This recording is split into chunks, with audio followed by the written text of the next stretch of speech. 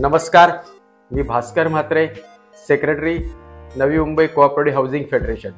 कोणतेही ॲग्रीमेंट करताना मग ते रिडेव्हलपमेंट असू दे किंवा सेल्फ रिडेव्हलपमेंट, ॲर्बिट्रेशन एक क्लॉज आपण टाकतो, त्याचं महत्त्व काय आणि त्याचबद्दल माहिती देण्यासाठी आज आपण ॲडव्होकेट परब सरांना इथे आमंत्रित केलेलं आहे. तरी मी ॲडव्होकेट परब सरांना विनंती करतो की त्यांनी आमच्या श्रोत्यांना आर्बिट्रेशनचं महत्त्व याबद्दल माहिती. धन्यवाद म्हात्रे सर.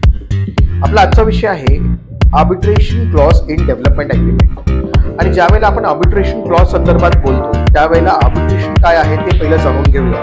आणि आर्बिट्रेशन म्हणजे आपल्याला हे कळतं की फास्टेस्ट डिस्प्यूट रेझोल्युशन मेकॅनिझम. आपल्याला जसं आर्बिट्रेशन आता आपल्याला आर्बिट्रेशन अँड रिकन्सिलिएशन ऍक्ट 1996 मध्ये पाहायला मिळतं, तीच पद्धत पुरातन काळापासून चालत आलेली आहे. आणि पुरातन काळामध्ये आपण बघितलं तर आपल्याकडे पंच सिस्टम होते, म्हणजे पंचायत होते. आणि गावागावामध्ये पंच सिस्टम अपॉइंट व्हायचे, पंचायत अपॉइंट व्हायचे, जे त्या गावातले डिस्प्यूट्स जे आहेत ते रिझॉल्व्ह करायचा प्रयत्न करायचे. आणि ही जी सिस्टम होती म्हणजे पंच अपॉइंटमेंटची जी सिस्टम होती त्यामध्ये 3 क्रायटेरिया जे आहेत ते प्रामुख्याने आपल्याला दिसतात. पंच हे त्यांच्या वेल्थ, त्यांची सोशल रिलेशन्स आणि त्यांची इन्फ्लुएन्स टुवर्ड्स द कम्युनिटी, ह्या क्रायटेरियावरती पंच सिलेक्ट व्हायचे. आणि हे पंच जे आहेत हे डिस्प्यूट्स जे आहेत ते डिसाईड करायचे.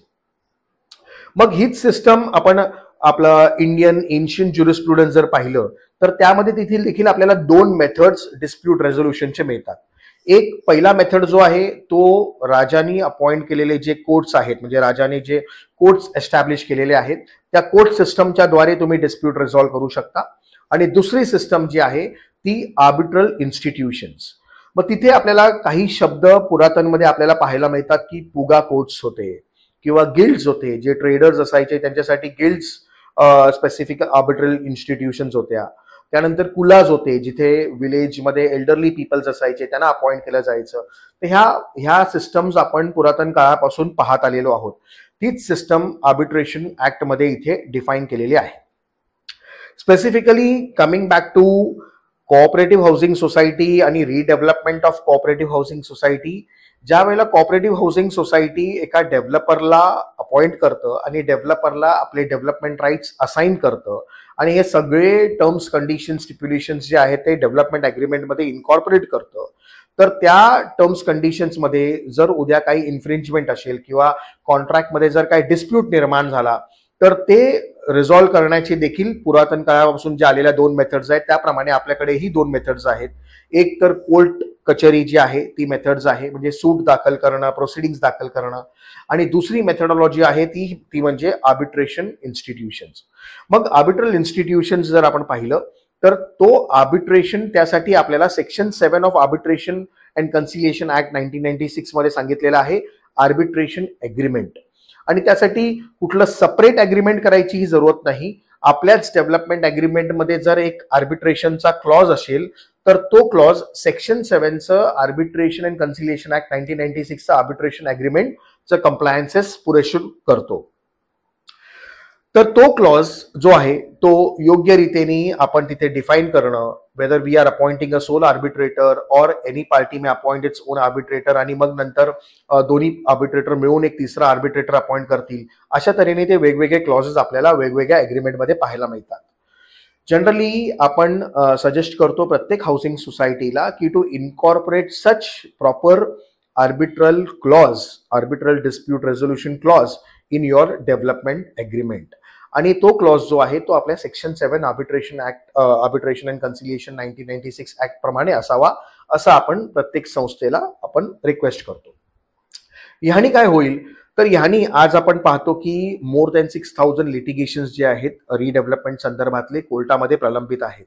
आणि मग हे जे डिस्प्यूट्स जे आहेत हे फास्टर वेनी रिझॉल्व्ह व्हावे, जेणेकरून आपली जी लोक बाहेर राहत असतात रिडेव्हलपमेंटमध्ये त्यांना त्रास कमीत कमी व्हावा आणि त्यांना पुन्हा रिडेव्हलपमेंट त्यांचं सक्सेसफुल व्हावं, या हेतूने हे आर्बिट्रेशन क्लॉज जो आहे तो आपल्या डेव्हलपमेंट ॲग्रीमेंटमध्ये महत्त्वाचा आहे.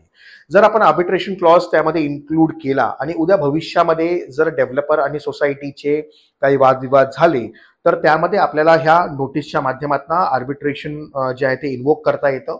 जर सोल आर्बिट्रेटर असेल आणि जर तो सोल आर्बिट्रेटर अपॉइंटमेंटमध्ये दोन्ही पार्टी सक्सेसफुल नाही झाल्या, म्युच्युअल अंडरस्टँडिंग नाही झालं, तर मग इवन तुम्ही सेक्शन 11 जो आहे आर्बिट्रेशन ऍक्टचा, तर त्या सेक्शन 11च्या माध्यमातून तुम्ही हा कोर्ट्समध्ये जाऊन आर्बिट्रेटर अपॉइंटमेंट करू शकता.